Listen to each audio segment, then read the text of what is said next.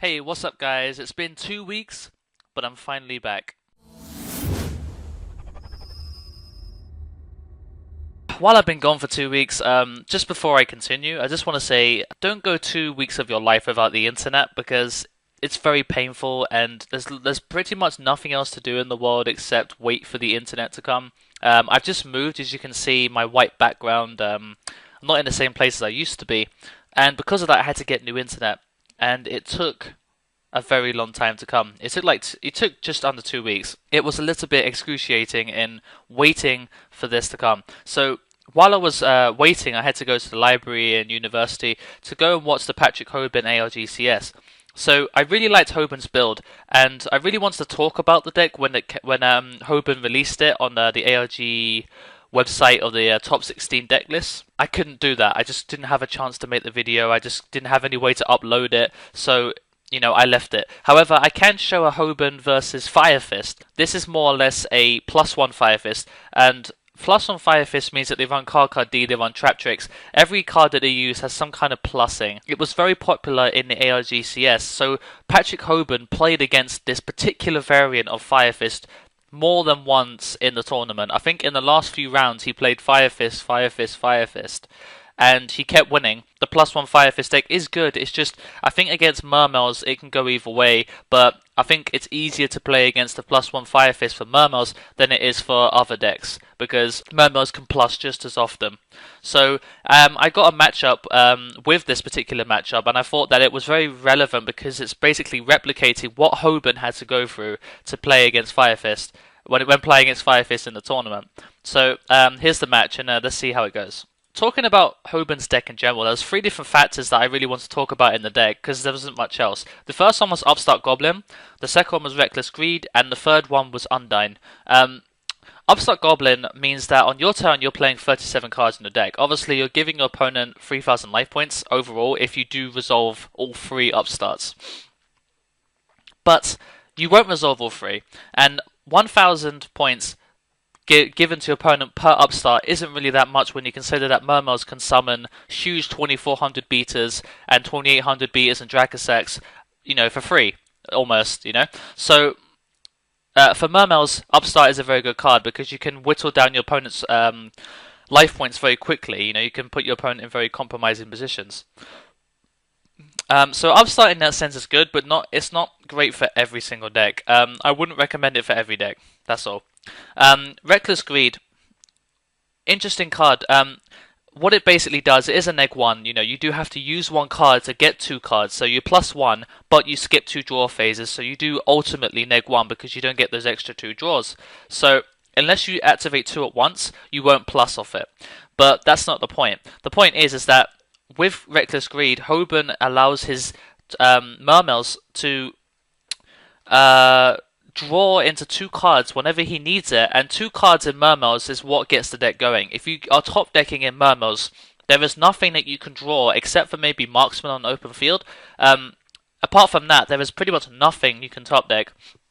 So you do not want to be top decking, and Reckless Greed prevents you from top decking. If they MST and you Reckless Greed into two cards, then you go +0. So that's going to happen more often than not. Sometimes you set two Reckless Greed, and against a Fire Fist deck, they will Gyoku one of them, and then you can activate the other one, then chain the other one in response to it. So your opponent negs himself because it's just going to be sitting there meaninglessly while you got 4 cards in hand, and you only lose 2 draw phases. So Reckless Greed in that sense is really good. It's just that in particular decks it's not as good. So it's not like Upstart Goblin where you can start splashing it in loads of decks.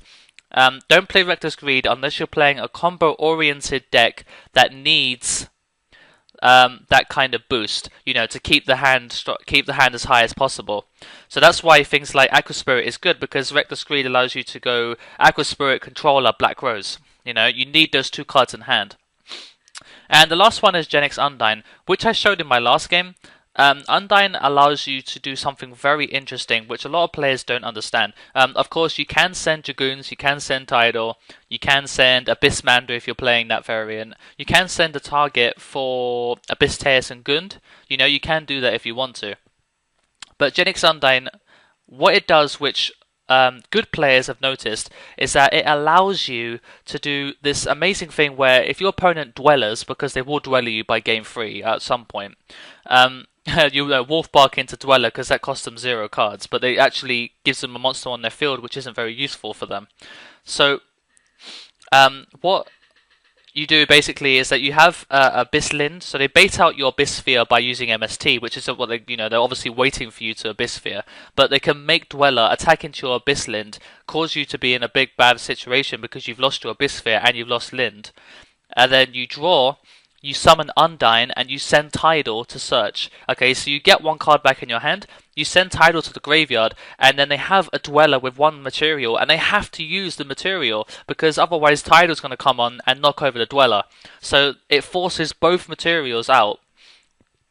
So by the next turn, they've got this useless Dweller which they can't use with any of their fire formations. It just sits there meaninglessly, and they'll have to work with it. There's nothing they can really do. So they'll kill the Undyne, and then next turn you have complete access to as much as you want to do. Unless, of course, they make a second Dweller. But 2 Dwellers is annoying. You can't deal with that. So that's completely fine.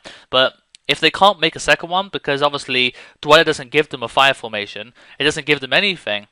So in that sense, just Undying is a really good out to Dweller, and it sounds really confusing when you say that, but it is a fantastic out to Dweller. And I think that is it. That's the whole match, and I hope you guys enjoyed it. I hope you guys enjoyed what I'm saying. Hopefully you kind of listened and watched the duel at the same time. But yeah, you can see that Leo is such a fantastic card. I go into it so many times, and I've actually ordered one at home now. I have to go and pick it up. But it really is a fantastic card for the deck. 3100 is almost impossible to get over for Fire Fist, unless they have Tiger King with Tensen.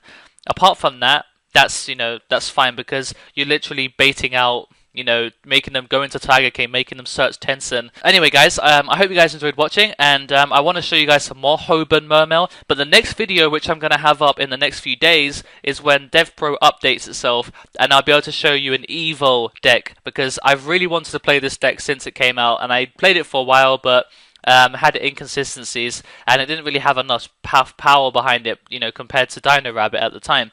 So now that this new card called Evolutionary Singularity is coming out, I'll be able to try out the deck with this brand new support and see how fearsome it can be now. Obviously, it requires some thinking into ratios and so on, but it'll be very interesting to see how the deck plays out. Just like all the other decks in Primal Origin which are getting supported, there was like literally 40 different support cards for different decks. So everyone has something for this set. So it'll be very interesting to see how these new support cards will help decks in certain ways, So I hope you guys enjoyed watching, and don't forget to like, comment, subscribe, and until next time, the Thetcglover is out.